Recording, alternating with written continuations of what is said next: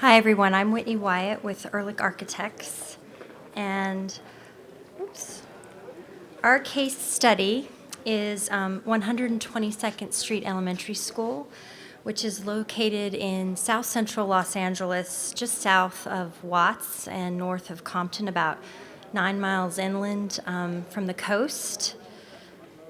It's a K through 5 elementary school in the Los Angeles Unified School District, and it serves about 600 students. It's in a dense urban neighborhood. Most of the students and their families can walk to school, and they consider the school their backyard. It was built in 1961, and as you can see, it's a 6.5-acre campus that's composed mostly of 1- and 2-story structures that have very little connection to the exterior environment, and that exterior environment is predominantly characterized by asphalt. Now, most of you probably know that the LAUSD is the second largest school district in the nation, but what you may not know is that it's also the second largest landowner in Los Angeles, with over 7,000 acres on 900 campuses spread over 710 square miles, serving 700,000 students. It's a lot of sevens. And all of these facts really struck us as we began the study. That's a lot of land, a lot of people, and a lot of diverse communities. And there's a huge opportunity here if we thought about implementing something district-wide to inspire change and make an impact. So when you couple that fact with the fact that Los Angeles itself has been identified as one of the most park-poor cities in the nation, with over 1.5 million students under the age of 18 not living within walking distance of a park, and that many of the LAUSD campuses, like 122nd Street, are located in park-poor neighborhoods themselves. There was a real opportunity here to think about if we were to transform the entire campus, and not just 1 or 2 buildings, but think about the exterior open space and landscape, how we could start to really raise community awareness and investment. And what if we reintroduced the open space and shared resources back to the community on weekends and after hours to provide a platform that not only educates the students but their families? There's a real chance for some major transformation. And so we wanted to start by looking at this really obvious issue, the exterior space, and provide a new vision and a meaningful and more user-friendly connection to the surroundings and natural environment. We started really simply by establishing 3 simple goals for ourselves. One was to boost educational opportunities and student achievement in addition to saving money and resources. We also wanted to leverage exposing students to sustainable design principles and practices early in their educational experience, to ingrain a fundamental understanding and lifelong appreciation for conservation, in a sense, creating new environmental stewards, a new generation of environmental stewards. And we wanted to promote this idea that learning can happen everywhere on campus, and really emphasize how the entire campus could be transformed into a teaching tool and serve as a way to create curriculum and opportunities for project-based learning activities. So we started by looking at the campus and dividing it into 4 quadrants based on different program and activities that were currently happening: learning and study, recreation, play, socialization, and community. And we created a list of measures, like many of the firms you've already heard today, that include both passive and active strategies that schools could then pick and choose from to implement now or over time based on available funding, similarities in campus construction and design, their local climate, and their educational mission. And we thought about how these interventions and measures could be spread across the entire campus, in a sense stitching together those quadrants and blurring the lines between where different programs like study and play occur to create a more cohesive campus transformation and turn the entire school into a teaching tool and an opportunity for learning, and as well as creating a valuable community resource and amenity. So just looking at a few examples, starting with the idea of gathering and working from the outside in, addressing the lack of shade on campus. Currently on that 6.5-acre parcel, there's only 28 trees, mostly along the extreme perimeter of the site. We thought about how we could introduce solar canopies, approximately 15 by 15 feet in size, to harvest the sun's energy and power site lighting to extend recreational hours for that use after school. And and one canopy could potentially offset the power use for 3 lights. So you can see how these elements could also become demonstration stations for students to learn about environmental design through hands-on experience and observation. Imagining the playgrounds at 122nd Street, as I mentioned, are consisting primarily of impermeable asphalt, which contributes to heat island effect and increases the temperature by as much as 6 degrees on an average day here, making thermal comfort a real issue and fairly restrictive when it comes to play and recreation.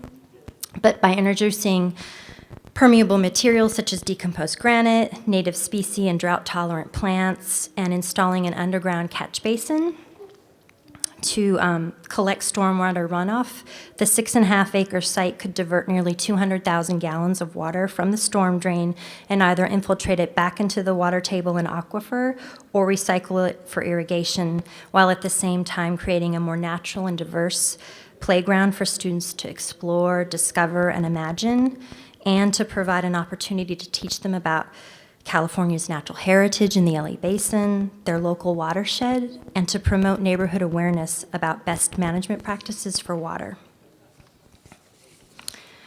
As I mentioned before, the campus is fairly insular, and class activities and learning take place primarily indoors with very little connection to the outdoors. With the DSA initiative, we saw an opportunity to try and draw the outside in and to extend learning outside, to provide hands-on interaction with the natural world, and to facilitate more opportunities for project-based learning. 2 passive measures, such as daylighting and natural ventilation, can assist us in connecting the classrooms with the natural environment, while also saving energy consumption on both electrical and mechanical costs. The typical classroom building at 122nd Street consists of 6 860-square-foot classrooms stacked on 2 floors that are clustered, stacked on 2 floors with direct egress on either level.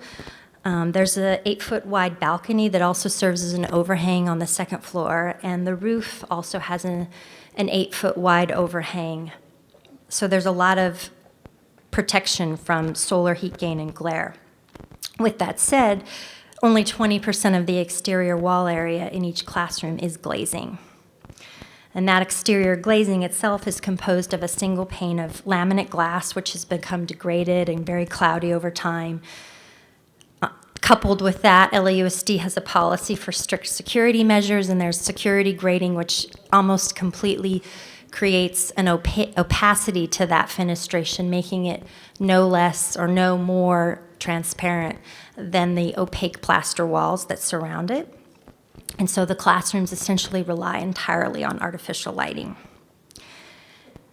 We started to look at the natural daylight levels that are currently possible, and currently less than half the classroom receives the ideal lighting levels that you would like to see.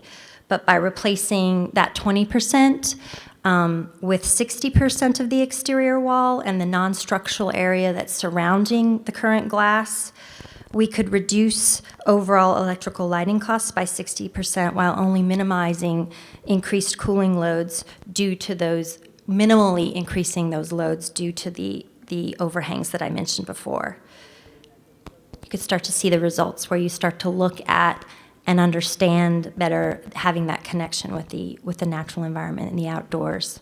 Taking it one step further, others have mentioned the solar tube skylights and striving towards net zero energy. If we were to introduce just 4 10-inch diameter solar tubes within the classroom that could have integral LED lighting for cloudy or after-hour use as well. We can replace all of the existing artificial lighting needs. And since we are dealing with a two-story structure, we looked at how we could cluster the skylights in a vertical shaft or chimney that would serve the ground floor level.